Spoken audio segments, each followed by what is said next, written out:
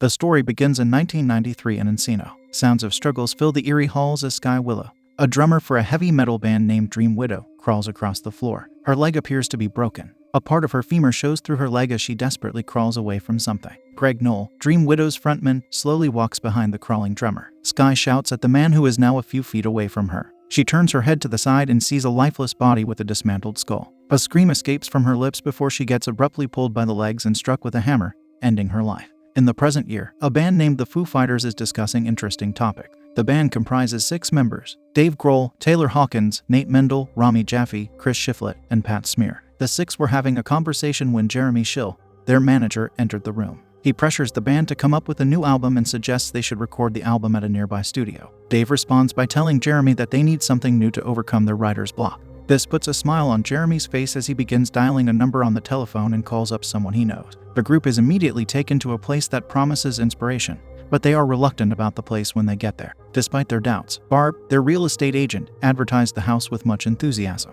Then, Barb takes them to a room in the mansion, where Dave tells the group that he cannot help but feel an aura of death and doom surrounding the house. Pat acknowledges this, and Barb steps in to say to them that there had been a band who lived in the mansion way before them. She expresses that they never finished their album but fails to mention what actually happened to the group. Dave continued to doubt the place when he started to clap in the middle of the room. The sound that emerged from the clap sounded terrific to him. He then starts to imagine the layout of their instruments in the room, now setting aside the creepy thoughts about the house. Dave decides that they will take the place as their new studio, and he also manages to convince the band members to live in the mansion until they finish their album. In the process of them setting up their equipment, one of their tech, Krug, reaches out for a couple of messy wires when he gets electrocuted by a live wire, causing him to pass away. After Krug's unfortunate passing, the band members decided to leave for home and abandon the mansion altogether. But Dave told the group that they would not have accomplished anything if they had left. He tells them that the least they can do is dedicate their album to Krug, so the band remains in the mansion. The band has a barbecue in the backyard, and Dave tells them that he saw a strange man before Krug got electrocuted. Coincidentally, the sound of rustling bushes grabs their attention. Dave makes his way to the suspicious sound when a lady emerges from the fence. Samantha, the woman living next door, introduces herself to the band. Dave asks Samantha if there is a caretaker who tends to the house, to which she responds that no one lives there except for them. That night, Dave dreams about Krug, who walks inside his room in the middle of the night, saying, "You are not the first." Evil shadow-like creatures surround Dave's room, and he wakes up in cold sweat. Upon waking up, he stomps away from his bedroom and orders some food. After eating some takeout, Dave finds himself in the eerie basement of the mansion. He finds satanic objects in the room, including a raccoon pinned on a wall. He finds some tapes down in the basement and attempts to play them. He enjoys listening to the music from the mysterious tape, yet the tape stops playing soon after. Dave frantically looks for the other part of the tape. He gives up when he can't find the music's continuation. All of a sudden, the tape begins to play something else, stating, "Finish it," and it begins. The shadow-like creatures from Dave's nightmare appear in the room, and he gets possessed by the demonic soul of Greg Knoll. Dave stands up after the ordeal and leaves the basement as if nothing happened. The next day, Dave plays the music he heard from the creepy basement to his band members. The group compliments him for breaking through his writer's block. He made his band members continue the album's production with the music he performed. Samantha stops by their place with a fresh batch of dessert just as they are about to rehearse, and she notices something odd about Dave. She tries to warn Rami, who pulls her aside but doesn't get the chance to. 3 weeks later, the band is still yet to finish the album. Dave starts acting irrationally whenever the band talks to him about the song's end. That evening, he wakes the band members to present a hexagram formed from yarn and nails. He expresses the concept of his hexagram to the drowsy members when Pat says he feels tired and wants to go to bed. This irks Dave, and he charges at Pat, grabbing a hold of the collar of his shirt. Dave gets held back by fellow band members, and the matter gets resolved quickly when Pat agrees to rehearse with them. The following day, the band members gather outside the house without Dave. They talk about how strange Dave has been acting lately. They conclude that they should just let him do what he wants so they can leave right away when the album is finished. Dave approaches them while they are talking and apologizes for how rude he has been acting. He gains the sympathy of the band members, and his apology energizes the band to perform the song again. They went into recording their music, and the band managed to record as long as 30 minutes worth of music. Dave orders food for the band that night, and Darren, the delivery guy, makes his way into the mansion. Darren carries a demo tape with him, hoping Dave will listen to his tape and pave him a way into the music industry. He was about to knock on the door when he glimpsed a silhouette of a man walking in the bushes close to him. He follows the mysterious man, thinking it is Dave, when he gets brutally eliminated by the man.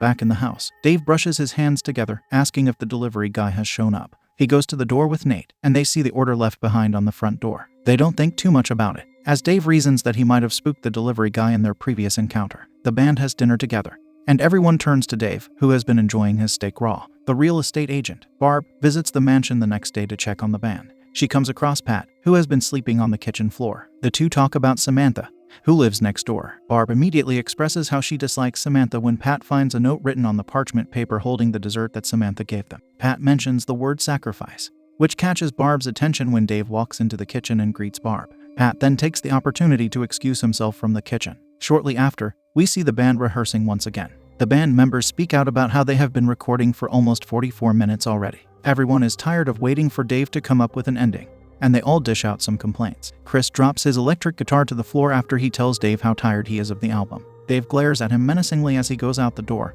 exiting the makeshift studio. Soon after, Chris finds himself cooking on the grill after the predicament. He mumbles irately when he feels a strange presence around him. He looks around to see what it is but doesn't see anything, so he turns his attention back to the grill. Just as he does, a figure appears out of nowhere and pushes Chris into the grill. He then gets impaled by a knife numerous times before the figure is revealed to be Dave, surrounded by shadow-like entity. The members left inside the house get alerted by Pat's screams after discovering a corpse outside. Dave rushes to the scene and manages to convince everyone not to call the police, explaining that if the law were to get involved, they wouldn't be able to finish their album. Dave then confiscates everyone's phones. After some time, the remaining band members witness Dave eating Chris's remains. Pat leads the group to the basement, where he sees Dave getting out. At the time, Dave started to act crazy. Pat then reveals to the group the note he found that Samantha wrote. They all head to the fence where Samantha always appears to be and meet up with her. They learn about the mansion's backstory and discover that the mansion was where Greg Knoll took the life of all his fellow band members. Samantha tells them that Greg had been practicing satanic rituals when he was alive. She says that Greg owned a book holding a song called Lacrimus de Ebrius, meaning the tears of God. By perfecting the song, Greg believed he would open an eternal portal, allowing his spirit to become a demonic passage to the world. It wasn't long before a wicked spirit possessed Greg, making him eliminate his band members. It was the same entity that had been possessing Dave now. Samantha tells them that to exorcise Dave, they must find the book to free him of the possession. Rami decides to stay behind with Samantha while the rest of them try to retrieve the book. Pat and Nate instruct Taylor to become a distraction for Dave while they go down to the basement and search for the book. The sun had set, and the dark dawned on Nate and Pat as they tried to search for the book. Meanwhile, Samantha and Rami have time to themselves while the others are busy. The two proceed to have intercourse, not noticing Dave, who had been under their bed the whole time. Dave eliminates the two after he drives a chainsaw through them from under the bed shortly after. Nate and Pat find their way to the creepy basement, reluctant to search the place. They were able to find the demonic book when numerous shadow-like creatures spawned in the dark basement. Nate and Pat barely get out of the situation but manages to retrieve the book unscathed. Upstairs, Dave stares off into the distance, as if he is able to see what is happening under the basement when Taylor approaches him. Dave then urges Taylor to play the drums, pressuring him to finish the song. Taylor plays along to not upset the demon possessing Dave's body. With much persistence, Taylor is able to complete the song and Dave stops recording. As soon as Taylor stands up, he is struck by a symbol thrown by Dave, eliminating him immediately. Outside the house, Nate and Pat read the book's contents and learn how to exorcise Dave. Soon after, Dave also makes his way out of the house and is able to locate Nate and Pat. A chase ensues between the two remaining members and Dave, who now appears to bear fangs. Nate and Pat run through the house, finding shadow-like creatures spawning there too. They read a passage from the book where a vessel can only be purified by copious amounts of holy water. Pat points to the pool, and the two of them run there. Upon arriving, Nate starts blessing the pool water, anointing it as a conduit of purity. Dave appears from across the pool and attempts to run to them. The two comically avoid Dave and Nate continues the exorcism. The pool starts to glow after Dave blesses it, which enraged Dave, causing him to levitate toward the two. A lightning bolt strikes Dave in the chest while flying in the air, making him fall into the pool of holy water. Nate and Pat successfully free Dave from the possession when the souls of Dream Widow band members appear before them, sending the demon back to hell. The three then make their way to their vehicle, attempting to leave the place. While Nate and Pat go to retrieve the van, Dave is left at the front of the house. Jeremy and Barb arrive at the mansion just as the remaining members are about to leave, and Jeremy reveals that they had been planning the whole thing all along. Nate and Pat discover that the van is broken, and Pat attempts to fix it from underneath. They are ambushed by Barb not long after. Nate gets stabbed in the eye, causing him to hit the gas and run over Barb and Pat accidentally. Nate gets out of the car to try to help Barb, but she stabs him, ending his life along with hers. Dave continues to battle Jeremy, only to back down soon after when Jeremy figures out that they have indeed finished the song. A year later, Dave, the only survivor of the band, prepares to perform a solo concert to a full house. The camera slowly focuses on his eyes, showing marks of his possession.